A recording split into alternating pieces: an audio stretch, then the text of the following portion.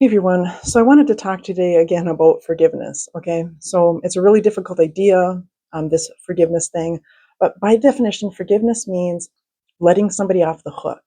It means like forgiveness of a debt means the person no longer has to pay it back. Okay. So in our culture, forgiveness is often talked about as the highest virtue. But forgiveness actually, it perpetuates abuse and it doesn't help people become better people. It perpetuates that evil behavior that they engaged in. It excuses wrongdoing. It causes that harmed person to bury their hurt and become passive aggressive. And forgiveness becomes a way of letting people off the hook. It means that the person who hurt us will continue to hurt other people. Okay. So Buddhism really teaches something different. It teaches us to uproot the anger. So, but it does not require us to pretend that harm had had no consequences.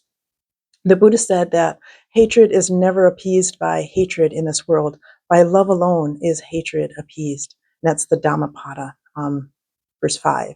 So this means that anger is never the solution. Um, there's no such thing as righteous anger. Righteous anger is evil. Anger is always destructive, even when we feel justified. In fact, all anger feels justified, but anger is what's going to harm us. The Buddha taught that holding on to anger is like holding on to a hot coal. You are the one who gets burned. Okay, so there's no such thing as righteous wrath. Righteous wrath is evil. It is simply anger intensified. Wrath really is evil. It actually corrodes the person that holds it. So when anger arises in me, that's where I need to work with it, right? That's where we all need to work with it, regardless of how justified we feel, right?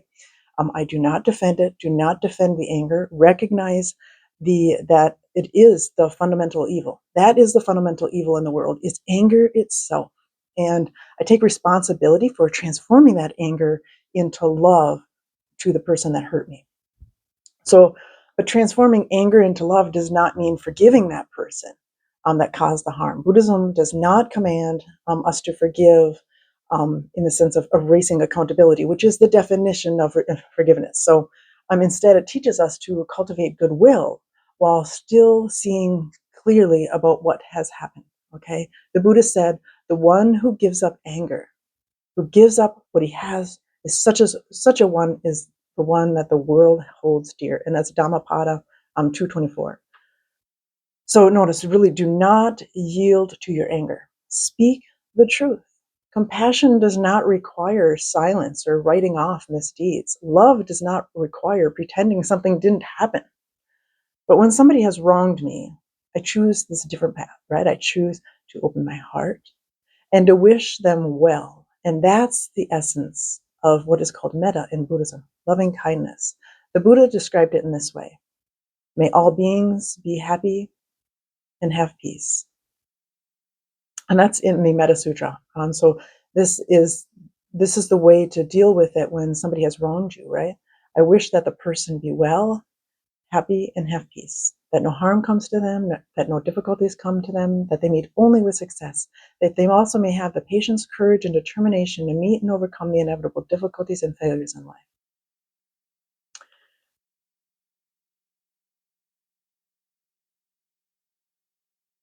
So that is actually a prayer I will include in the description and in the comments below. But when somebody hurts me, I don't forgive. I transform that anger into love, and I send them love. And that's love. That's compassion. That's the practice of non-anger. So I do not forgive them. I do not wipe the slate clean, because that's actually cruelty to them and to their next victim. The Buddha never taught that we must just erase consequences. In fact, he taught the opposite. Beings are owners of their actions, heirs to their actions. And he taught that in the, I don't know how to say, Majjhima Nikaya Sutra. So this means that the people must face the results of what they have done, and they must be helped to grow, not as a punishment, not as revenge, but because reflection and you helping them is the doorway to their happiness. So when we really love somebody that's harmed us, what we really want is for them to become happy and to really try and understand what has happened. So we don't just forgive them. What we do is we look honestly We help them to look honestly at their actions, and then so that they become freer and wiser and more capable of really seeing, because if you just forgive, people don't learn, right? And then they just go, and people that just get forgiven, these like children that never had any discipline in their life, they kind of grow up to be really miserable children. So when you forgive people, it actually brings them misery. So when you are actually loving them instead, they have hurt you, so you send them your love, and you're like, how do we move forward in this? And so you help them to really understand what they've done and how they can really reflect on it. And when we love somebody enough to tell them that truth, when we calmly explain what we've done, what they've done to us, and what we need to happen to move forward in the relationship, we give them the chance to become better, more loving, and happier human beings, right? And that's compassion, that's love. And that's actually seeing people with respect. If you just forgive people and let people off the hook, it's actually not respecting them as a human being that you believe that they can be better people. So in this sense, it means that you don't hold people, you don't take revenge, you don't have retaliation, because all of that is evil. You don't seek justice, right? That's evil. What you're going to do is you're going to love the person into helping them understand, and until you really, uh, seek that understanding and seek that's truly loving them, not seeing them as this side or that side. You're not going to do that. You're not going to do this whole justice thing. You're going to be like, okay, they've got a point of view. I've got a point of view. We're going to communicate and really talk about this, right? Because I love them and I respect them as a human being, that I believe that they can become happier. So in this sense, all this non-forgiveness is actually a form of love. It is the love that refuses to lie to yourself and to them. It is the love that really refuses to abandon somebody and call them as hopeless, that they can't change, right? And helps them to examine their habits. It's the love that says, I believe in you. I believe you can grow. I believe you can reflect, and I will not pretend otherwise. Forgiveness is something else entirely. It's a kind of a passive aggressive, a way of avoiding conflict while silently carrying resentment. It becomes a way of smoothing things over on the surface while passing the hurt down to their next victim. It allows harm to continue unchallenged. But love does not enable harm. It does not hide the truth. It does not have this make believe situation. It actually love invites transformation. If somebody wishes to return to the relationship that we once had with them, then they must reflect. Like, we talk to them.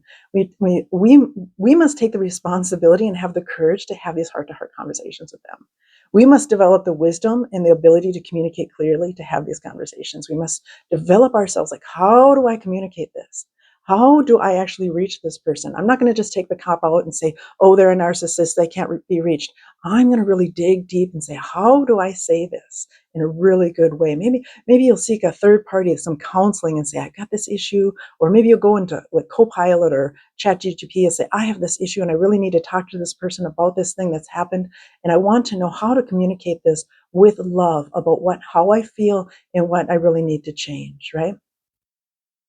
And it's not anger. It's not revenge. This is simply truth and love. So love does not require me to forgive. It does not require me to forget. It does not require me to have a clean slate.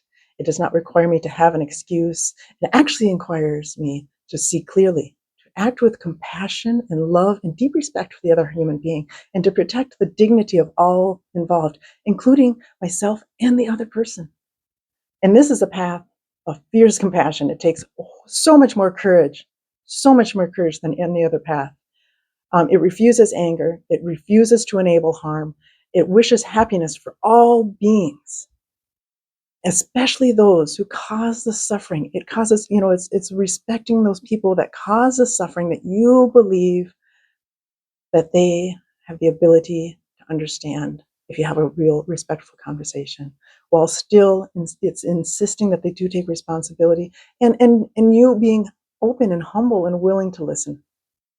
And so that's what I wanted to say today. All right. Hope this helps. Thanks.